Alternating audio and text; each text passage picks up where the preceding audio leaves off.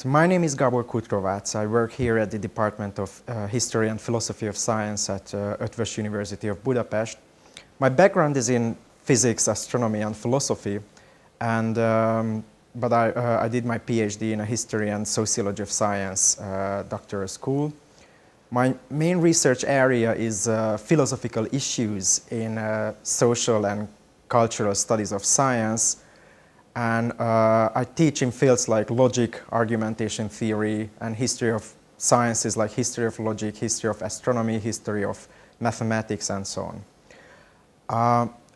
Why I think teaching history of science to science students and teaching philosophy of science to science students is important because, well, the reasons are manifold, but I think the most important reason is that it sort of gives an ability to students to reflect upon the conceptual, intellectual, methodological, procedural, theoretical, and so on commitments and presuppositions that are implicit in science. This is what I would like to highlight on.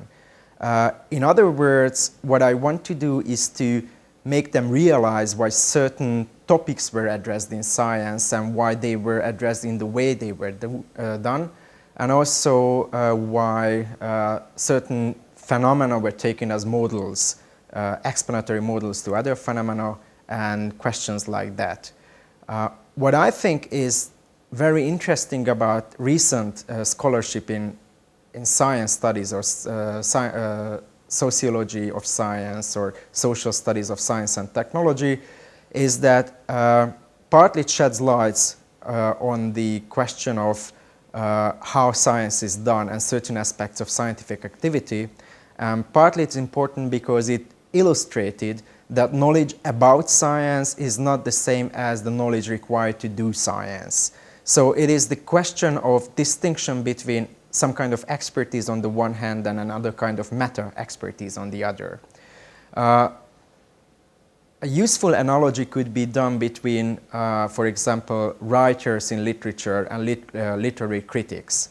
They are certainly not the same people, or politicians and politologists. So one is entitled to do something and the other is entitled to speak about the area the other is doing.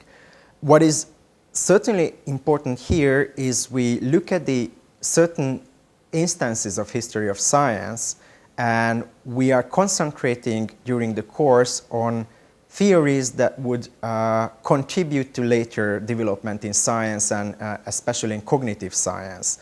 And what I think could be illustrated here is that when you do science, there is a set of methodological commitments and conceptual commitments that you take for granted, that you don't even ask because you are sort of indoctrinated to do so during your studies.